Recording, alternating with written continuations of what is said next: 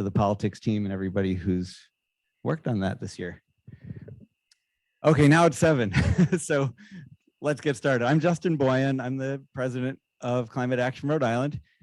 We are the Rhode Island affiliate of 350.org, whose founder is our very, very, very special guest tonight. So extremely briefly, we are concerned citizens working to build the climate movement in Rhode Island. We are fighting for 100% renewable energy, a clean and sustainable earth, and environmental justice for all of us who live here. Our website is 350.org/RI, and I'm going to turn it back to Abby, who's going to explain the ground rules for tonight. Yeah, so we have a brief presentation tonight. So we're going to ask everyone to please stay on mute. We wanted to see everyone's faces, so we kept it in a Zoom meeting format, but that means it'll be important to please keep your microphone on mute. If you have a question, please submit that in the chat, and I will keep track of the questions so that we can ask Bill. I'll ask Bill a couple of your questions around 7:30, 7:35. Thank you so much. The meeting is being recorded. And if you go to our YouTube channel, where you can, if you search Climate Action Rhode Island on YouTube, you can find this presentation there. You will be able to find it there. And there should be a few minutes at the end of the meeting that are unrecorded. So thank you so much. And to introduce Bill, I'll introduce Brian Wilder, who is the leader of our End Fossil Fuel funding team in Rhode Island. He's been organizing for years. He's on Climate Action Rhode Island's board of directors. Handing it over to Brian. Okay. Author and activist Bill McKibben and a group of university friends founded 350.org in 2008, the goal to keep global carbon dioxide concentration under 350 parts per million. I'm going to shorten this just to save some time. Bill continues to lead the way in various forums, such as speaking and protesting all around the country, writing 12 books and weekly columns, such as The Crucial Years, which I highly recommend you look it up online, and forming his fairly new group, Third Act, for people over 60, and many more activities. I'll lift one sentence from Wikipedia to give a sense of the vision and the abilities of this man. Quote, in 2009, he led 350.org's organization of 5,200 simultaneous demonstrations in 181 countries. That's pretty impressive. At a time when our federal government is paralyzed by corporate power and unable to act on various issues such as climate and guns, citizen activism and direct action still provide a path to change, but only if enough of us join in. Please welcome Bill McKibben. Well, thank you enormously for that and kind introduction, and really for setting just the right note. We all know that this is not an easy moment in our country's history or our planet's history. And I got to confess, right now things feel very stuck. It's hard to see precisely where change is going to come from, but that's what we're going to talk about. At least that's what we're going to talk about in a minute, and I have a few ideas. First, let's set the stage for where we are just in the briefest of terms. Well, where we are is in literal hot water. It's been 7 years since the Paris Climate Accords were signed. And it's 7 years distant from the point where the scientists have told us that we need to have cut emissions in half if we're to have any hope of meeting the targets we set in Paris. And so far, we're not making that happen. So far, obviously, the planet continues to heat up. So far, we're taking very few actions to slow it down. And so far, powerful and beautiful as the movements we all built together have been, they haven't yet been enough to get us where we need to go. So I want to go from that litany of bad news straight into good news here for a minute, because I think it sets the stage for what can happen. The good news is that we are at a spot where the scientists and engineers have done their work. Over the last 10 years, the price of renewable energy has plummeted about 90% to the point where it's now the cheapest way to generate power around the planet. And we know how to use that power now to do the things like cook on induction cooktops, drive on e-bikes or EVs, heat our homes with air source heat pumps, so on and so forth, that mean, as I wrote in the New Yorker earlier this year, that we're really at the point in human history when it's possible to imagine that we would be able to stop our 200,000-year career of setting stuff on fire. Combustion has been good to our species. It's helped make us what we are, but it's no longer tenable and no longer necessary. When I say no longer tenable, let me just highlight three things. One is the one that you know all about, and that's the climate crisis, which goes from bad to worse. This year has been in some ways particularly painful because we've watched this horrendous heat wave across the Asian subcontinent for the last 6 or 7 weeks, quite reminiscent of the beginning chapter of Kim Stanley Robinson's epic Ministry for the Future. The temperature's been 110, 115 day after day after day across the heart of the subcontinent. We're talking about places where hundreds and hundreds of millions of people live, and almost none of them have air conditioning. It's been a brutal reminder of both the physics of climate change and of the, I guess, metaphysics of climate change. The iron law of global warming is the less you did to cause it, the sooner and the harder you get hit.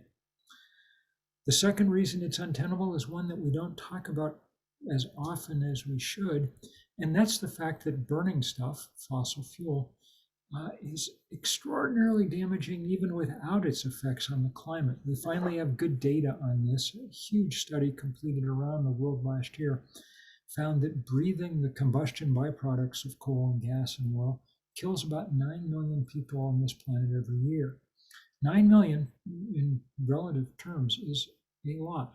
It's more than died from COVID, HIV, AIDS, malaria, tuberculosis, war, terrorism last year combined.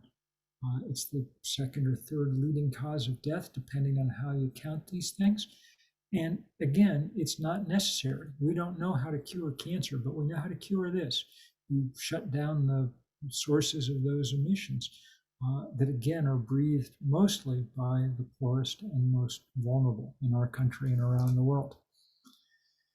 And third reason that it's untenable was highlighted again this year with the invasion of Ukraine. Fossil fuel is it's a bulwark of autocracy. And if you think for a little bit about the kind of physical reality of coal and gas and oil, it'll be clear why. It's available in just a few places around the world. That means that the people who sit on top of those places have a great amount of unearned power, which they use in devastating ways often. In our country, the biggest oil and gas barons, the Koch brothers, used their winnings to buy themselves a political party, and with it to degrade and deform our democracy. The king of Saudi Arabia is not an interesting guy. He's a guy who cuts people's heads off with the sword when they disagree with him, and yet everybody has to pay attention to him because of the lake of oil underneath his desert. Vladimir Putin gets 60% of his export earnings from oil and gas. 60%. You can prove this to yourself. Wander around your house trying to find some items of Russian manufacture that you could boycott or something. And unless there's an old bottle of Stolichnaya in the back of the liquor cabinet, I don't think you're going to find anything. Basically, they're just a gas station to the rest of the world. And they've used that power not only to fund an invading army, but also to intimidate Western Europe from standing up to them for decades by threatening to turn off the tap. So fossil fuel represents the greatest challenge that humans have ever faced. And we don't need to be burning it anymore. We could be moving at extraordinary speed to get something done. So why aren't we? Well, y'all, I'm afraid have been around long enough to know the answer to that. Our political system doesn't work in rational terms always. It doesn't set itself out to solve problems always. Often there's a combination, a toxic combination of inertia and vested interest. And those play together to keep us from getting done what we need doing. And in this case, it's never been clearer. You all know the long and sordid history of how the oil companies have kept us from acting on climate change. You know that back in the 1980s, companies like Exxon, it turns out, from great investigative reporting, knew everything there was to know about climate change. They just didn't tell the rest of us. They knew what was going on. In fact, Exxon scientists predicted with stunning accuracy what the temperature and the CO2 concentration would be in 2020.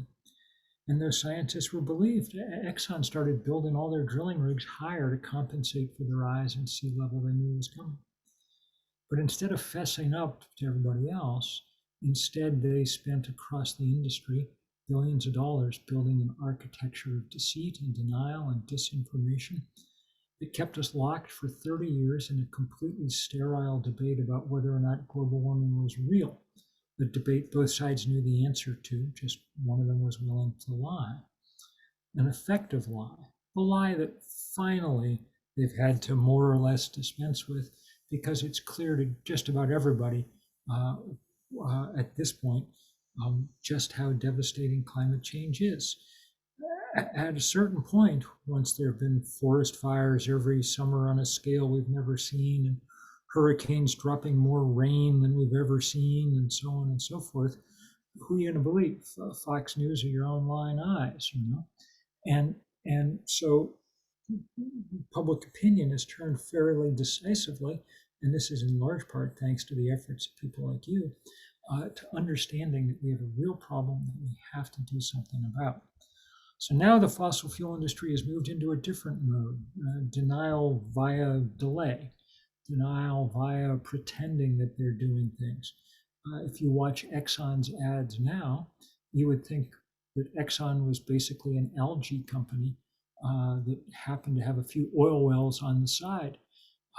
But in fact, they're investing 1 or 2% of their capital budgets into renewables and continuing basically full speed ahead with what they've been doing otherwise.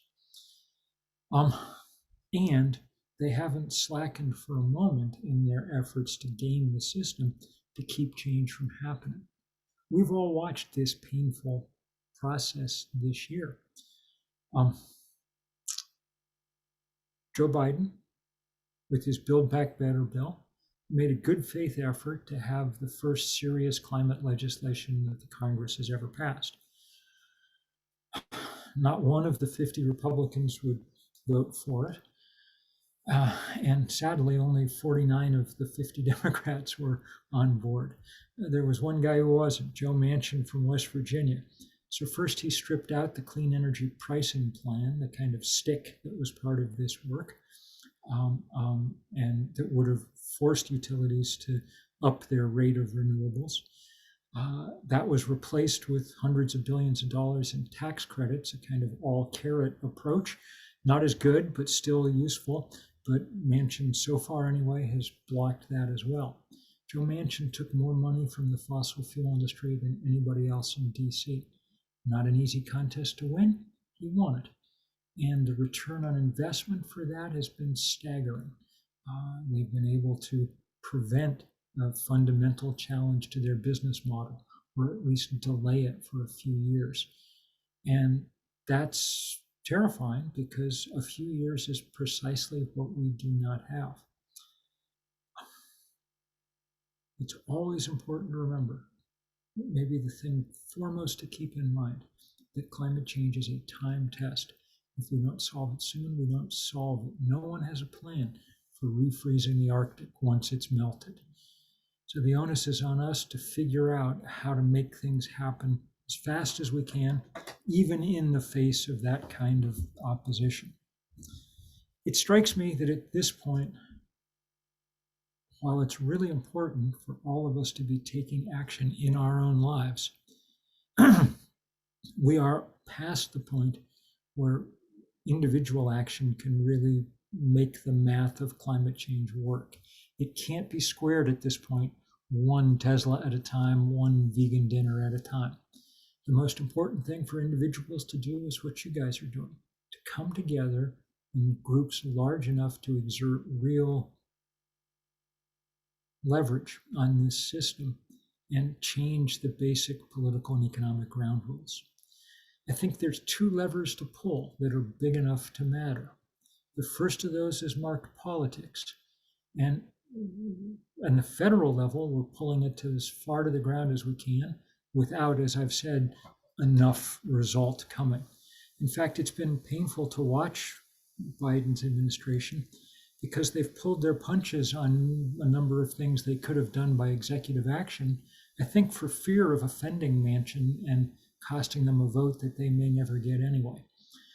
So we may reach a point before very long when it's time to give up on Manchin and start doing what the president can do by himself.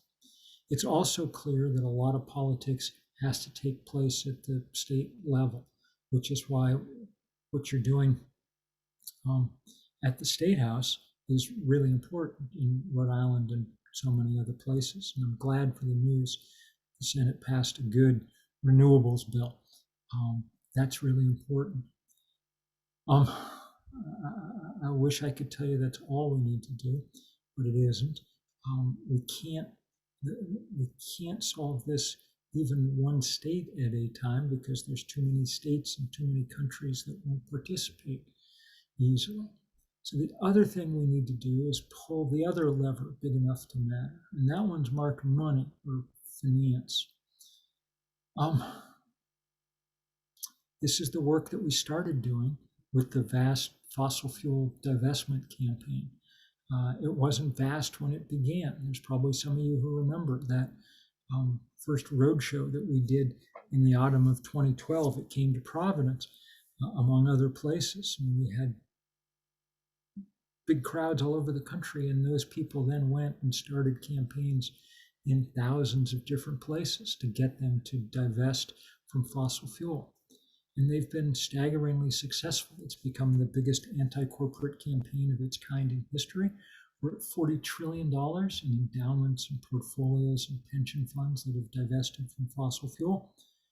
Great universities like Brown, which took its time, but got there. Huge pension funds like New York State or Maine or Quebec,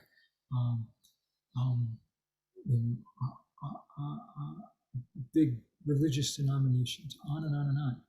And it has played a big role in weakening the power of the fossil fuel industry to the point where we're, for instance, only one vote away in the Senate instead of a dozen or 15 like we were a decade ago. Shell Oil called divestment a material risk to its business in their annual report a couple of years ago, which is good because their business is a material risk to life on planet Earth. Now, the divestment campaign, the financial campaign, is expanding kind of sideways to take on as well the big players that are funding the fossil fuel industry.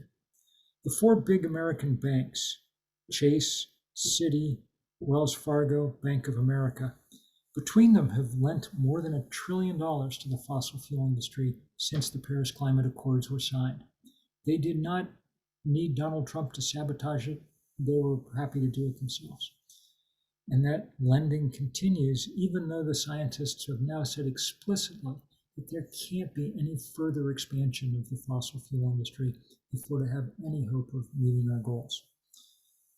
To give you a sense of just what a big deal this is, there was a study that came out 2 weeks ago that I reported on in the New Yorker, in a piece that maybe someone can drop in the chat that I recommend to you.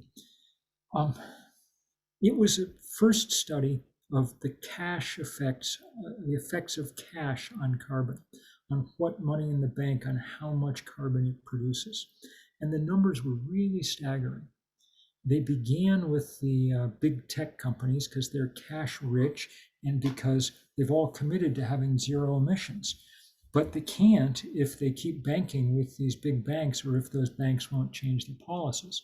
In fact, when they factored in how much carbon was being created by the money being lent out for pipelines and things, Google's emissions went up 111%, Facebook's 112%, Microsoft's 170%. Netflix produces more carbon with the cash it has in the bank than with all the billions of hours of streaming that go on every single day. Amazon produces more carbon from its cash than it does from all its warehouses and delivery vans and everything else that it does to get you stuff. The same math shows that Americans who have savings of about $125,000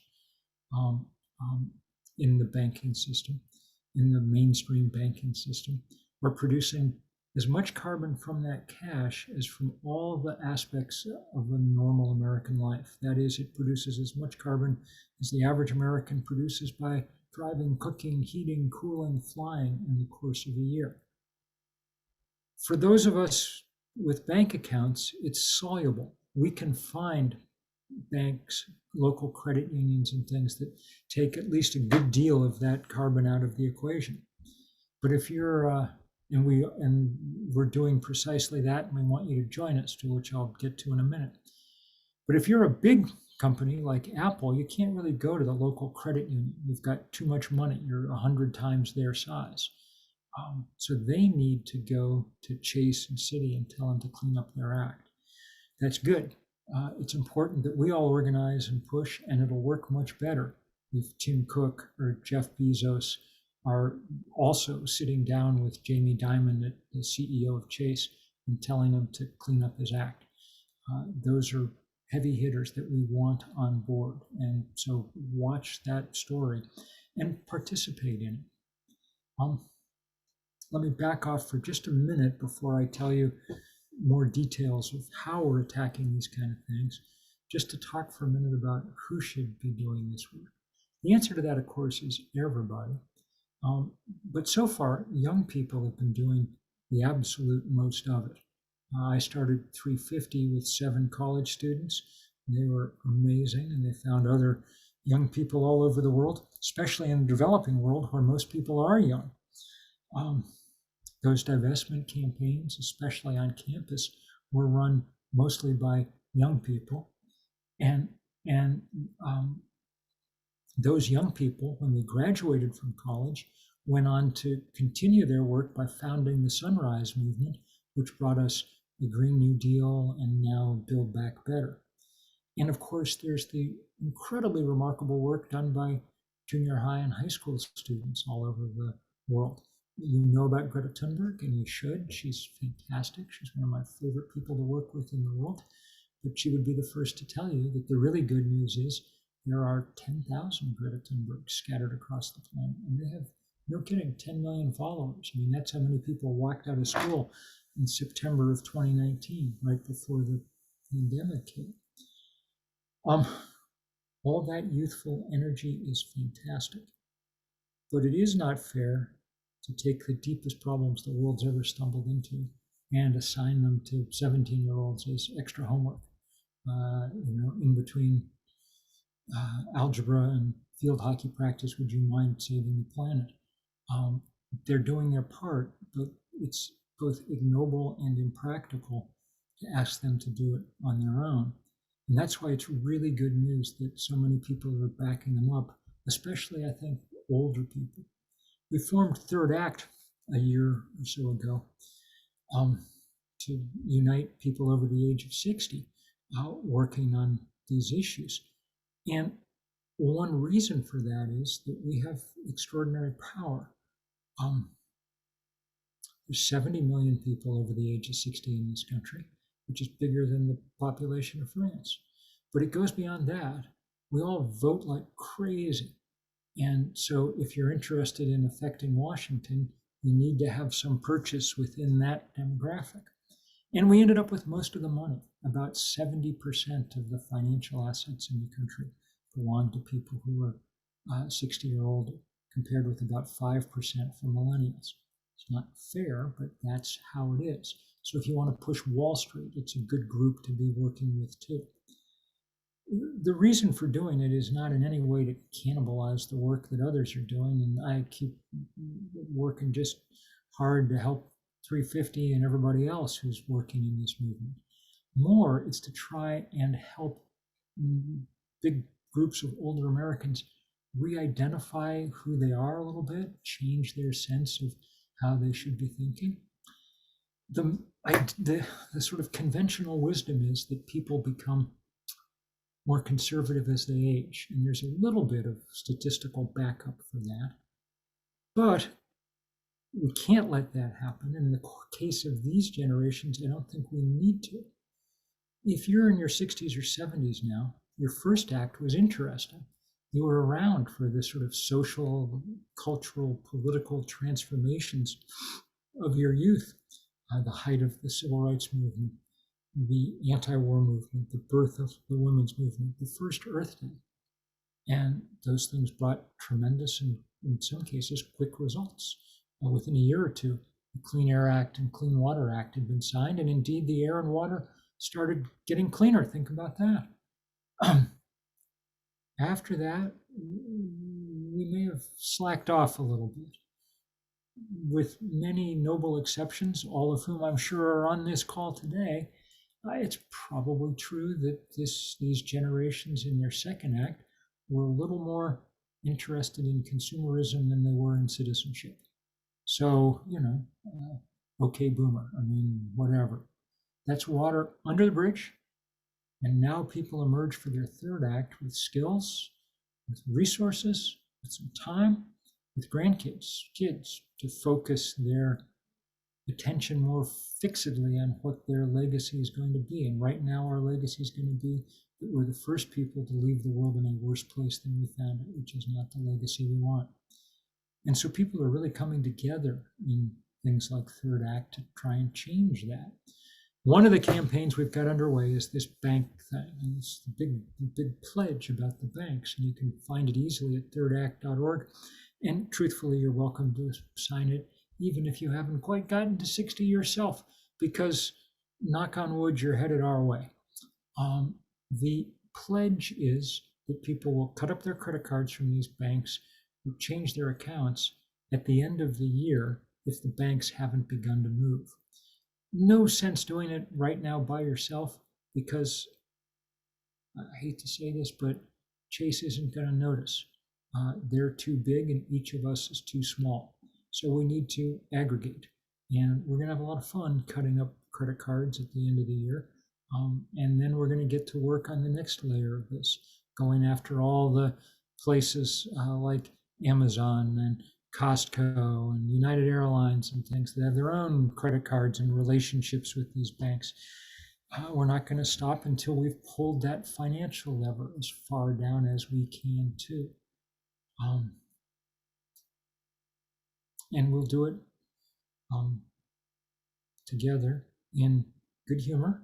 I was happy to see big sign at the Burlington, Vermont Third Act protest outside Chase Bank last week, a big sign that said fossils against fossil fuels. And we will do it, we'll do it in good spirit. Younger people, fight me if you will, but one thing to be said for our generation is that it produced the best music of all time. And it's been really fun to have many of those cultural icons throwing down to help. I've been working with Carole King and Bette Midler and Patti Smith and Neil Young and on and on and on. And it's been exciting to get to watch them provide the kind of leadership they provided long ago. So, taken all together, I'm not going to tell you that we are at a great place right now. We are not. It was difficult to be in Glasgow last fall because clearly things had tailed off since Paris a few years before. Much more of the world is in the hands of autocrats. Putin, Bolsonaro in Brazil, Erdogan in Turkey, Modi in India. We're temporarily out of that category now that we've sidelined Trump for a little while, but our Congress is, as I've said before, not acting in any responsible way. One of the reasons that we go after the financial system is because though our political system is rigged in the direction of red states and small states and so on and so forth, the financial system, most of the money is still in places where we can get at it. 65% or so of the GDP of the country comes from counties that voted for Biden. Around the world, money is stored in New York and in London and in Frankfurt and in Tokyo, in places where we can still operate. So it's important that we do. But it's not easy. These banks and financial institutions are good at greenwashing, and that's a hard message sometimes to overcome. So we need to push together as best we can. When we get wins like you guys are getting on the local level, we need to be able to communicate them to people all over the country and the world so that they can be heartened by them and so that they can follow the same example and the same lead and know some of what we're doing. And we need people at every local level to be joining into these national and global campaigns, because if we're going to make change on the scale we need in the time we need, there's simply no substitute for that. I've been perhaps too stern and dour here. It's the end of a long day, and it's the end really of a long few weeks in our country when it's easy to feel very stuck. But I'm endlessly grateful for the fact that I know that there are people all over the world who are hard at work on this, because I've been all over the world to see them and work with them. And I know that many of them are in places that did nothing at all to contribute to the problem that we find ourselves in, and yet they're at work, and I have to always remind myself that if they can do that, surely I can. I'm not going to promise you we're going to win. I don't know. We're behind and the Arctic's melting. It's not good, but we've got the technology that we need, and that is good.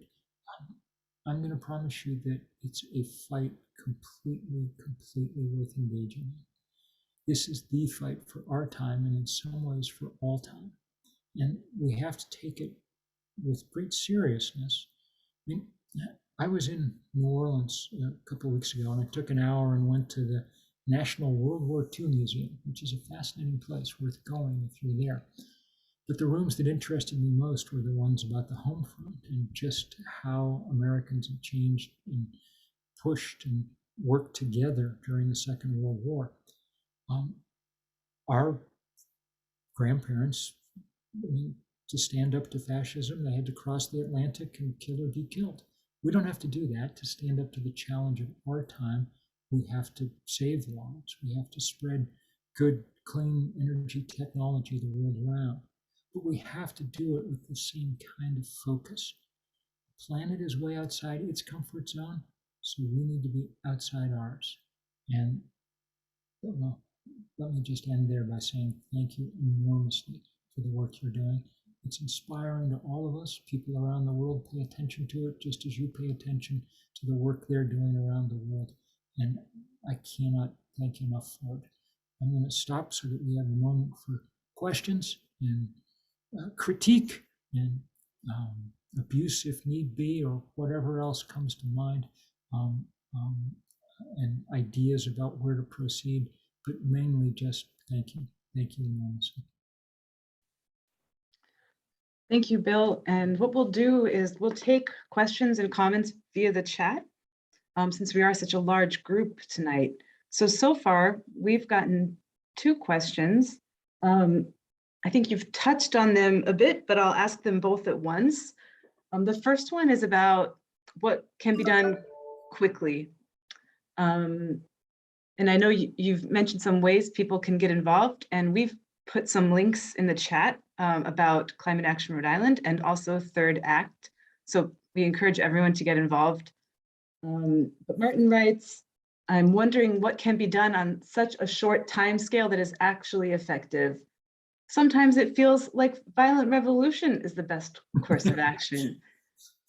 And another question is about cyber currencies. Aren't they also extremely carbon heavy? Yeah. Well, let's start with, let's think. Let's start with violent revolution. I don't know. I mean, I'm a principled believer in nonviolence because I'm among other things, a Methodist Sunday school teacher. But I don't know what I would say if I thought that violent revolution might be in some way effective. Maybe I'd change my mind. I don't think it is. I fear that taking on the powers that be with the weapons they have the most of is unlikely to produce the result we want, just the opposite. I know that the whole time that we were fighting the Keystone Pipeline ultimately successfully, one of the things that we feared was that somebody would go and try and blow something up or something and swing public opinion hard in the other direction. I do think that nonviolence in all its forms is extraordinarily powerful and as yet nowhere near fully utilized. And I think we need ongoing creative thinking. Just to give you an example, the most useful thing in the last 3 or 4 years was what a 15-year-old Swedish schoolgirl figured out, which was striking from school. And that captivated enormous numbers of people for its simplicity and for the fact that by its action, it drove home the key point. If you're not willing to prepare the future for me, why am I wasting my time preparing myself for the future? That's why that action by Greta was so strong and spread so quickly. So let's keep thinking of analogs to it. Cyber currency is Bitcoin in particular, the main one, is insanely carbon intensive. At the moment, it's the equivalent of just mining the stuff, running the computers to generate the proof of work to get yourself a new Bitcoin. Uses more energy than entire Scandinavian nations use in the course of a year. You're reopening old coal-fired power plants across upstate New York in order to mine for Bitcoin.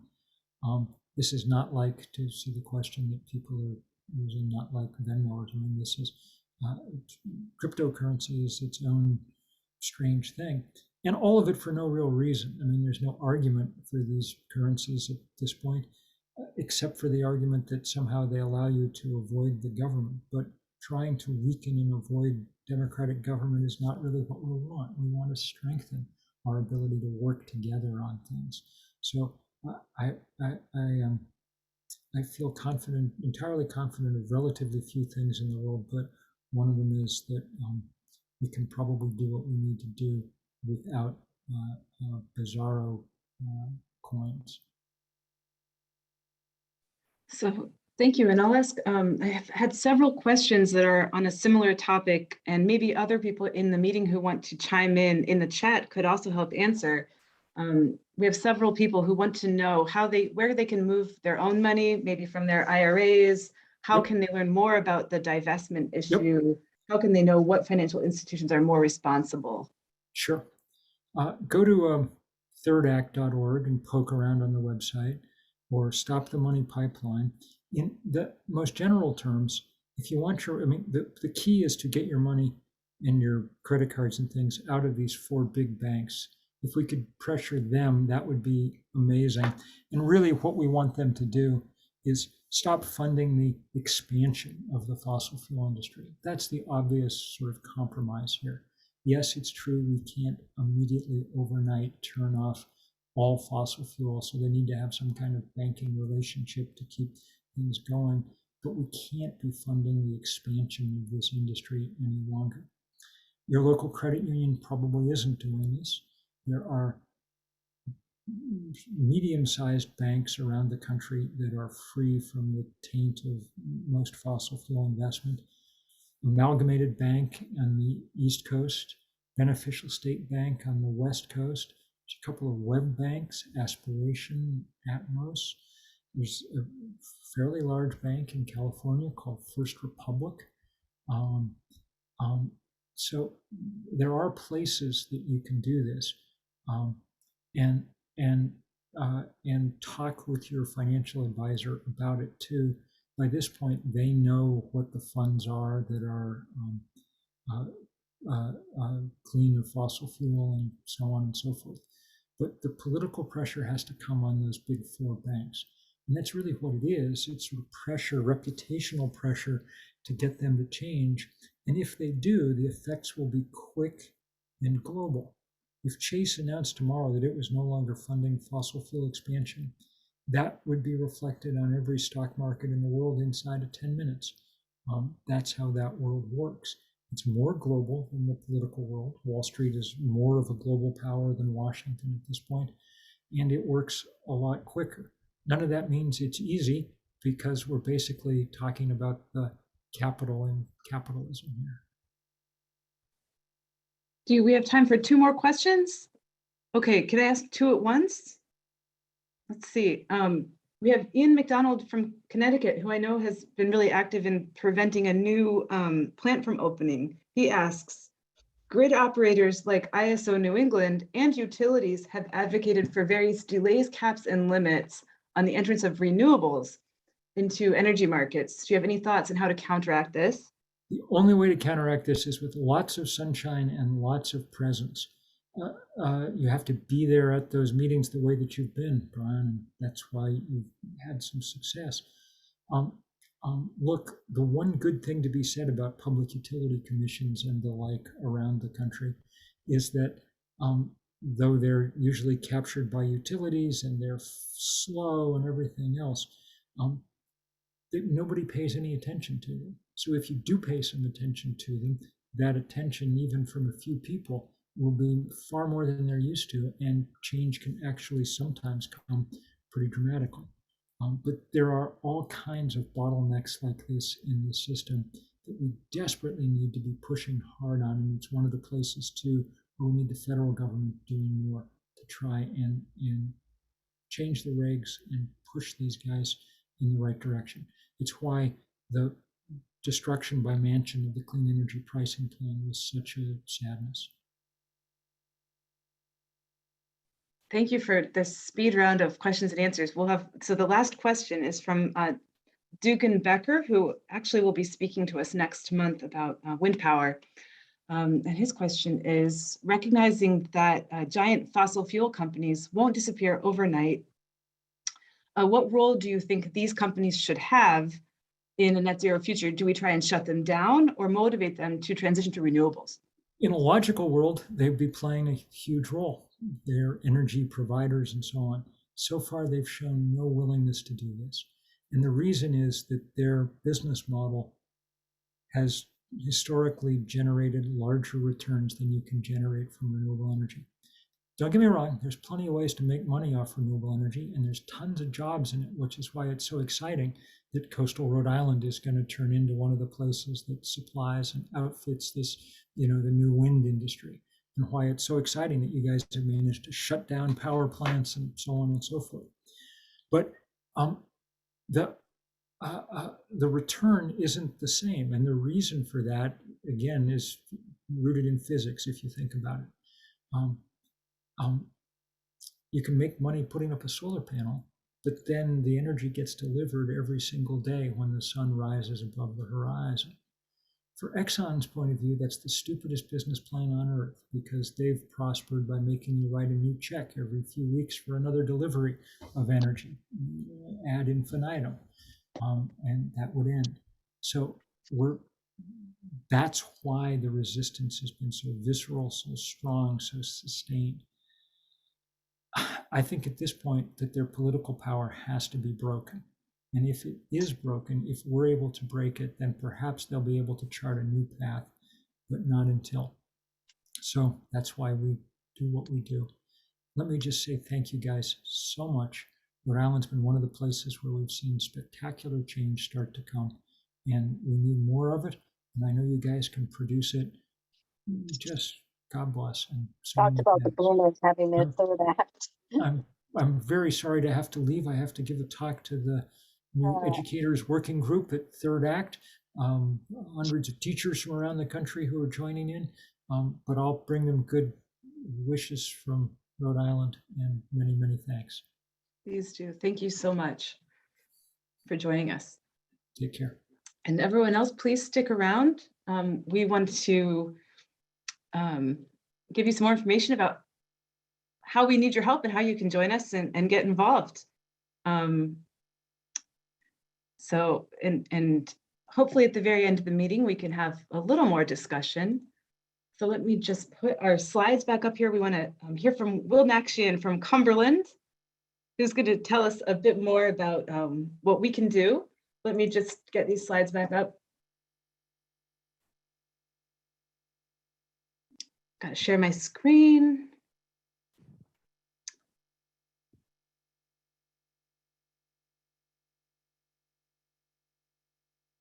Okay, you tell me when to advance the slides, Will. Thanks, Abby. Hey, that was great having Bill here. Thanks a lot, Bill. And I feel inspired and energized and ready to get out there and protest. I'm a member of the End Fossil Fuels funding team, or as we call it, EFFF here at Climate Action Rhode Island. And like Bill McKibben and Third Act, we campaign to stop the bank funding of fossil fuels. Without that financial backing, fossil fuel companies would be unable to operate. And our End Fossil Fuels funding team has protested at Chase Bank, branches all around Rhode Island. As you can see in this recent photograph in May, we protested at Thayer Street in Providence. We've also organized online credit card cancellations. And next slide, we have held overpass messaging protests over Route 95. And we also work closely with the National Climate Coalition Stop the Money Pipeline, which has led us to more activities such as persuading major shareholders to vote for climate resolutions at the annual general meetings of the fossil fuel banks. And that will, you'll see in the next slide, we did a little posterizing downtown Providence with some of our team on a Saturday afternoon. The next End Fossil Fuel funding team planning meeting is on June 15th at 7 p.m. on Zoom, and everyone is welcome to attend, and you can sign up on our website. There are going to be 3 links in the chat where you can sign up. One of them is a pledge not to do your banking or credit cards with the fossil fuel banks that we've been talking about tonight. But we recommend you hold on to any accounts or credit cards until December 31st, as Bill mentioned. And Third Act members are threatening for everyone to close their accounts on the same day. The second link is going to let you sign up for one of CARI's activities, such as the End the Fossil Fuel funding or local climate legislation. And you can also contribute to CARI there or become a sustainer. And the third link is to Bill's organization, thirdact.org. Thank you. And next, Jeff is going to update us on CARI's politics team. Hello, everybody. Well, Justin already mentioned having the Senate overwhelmingly pass the 100% renewable bill. So that was a great success, and now we'll be trying to pressure the House to do the same thing. We've had really great success last year with Act on Climate, and it looks like we're heading that way this year. And some of that success is that in 2020, a number of new climate champions were elected. And also some of the maybe non-climate champions that got reelected were scared. We came close in a number of races. We even I think scared the president of the Senate with an unknown candidate. So we're ramping up to have a successful election season in 2022. And the main way we do that is with the local teams working on the local elections in each of their areas. So we interview candidates, we endorse candidates, and then we mobilize to help the candidates we endorse get elected. So if you haven't already received the email from someone, from one of the leaders of the team, the area you live in. So this map shows the 5 teams we have. The top is our Blackstone team. Yellow is Greater Providence. Orange is East Bay. Green is Newport County. And that, I don't know, bluish is South County. So you should be getting an email, but if you're interested in joining your neighbors to work on endorsements, and local teams work on other things too, work on some even town level activities, and that is somewhat up to whatever energy is in the team. But the main focus between now and November, and as you know, in Rhode Island, a lot of the important action is in the Democratic primary, which is in I think the second week of September. So hope you consider joining your neighbors in your area, working on that. And if you're interested, well, if you go to 350.org/RI, there's a place you can sign up, or just shoot me an email. So just, I can put it in the chat, but it's just Jeff, Jeff, at climateactionri.org. And if you shoot me an email, I'll connect you with, in the email, tell me what town you live in, and I'll connect you with the right team. So thanks, everybody.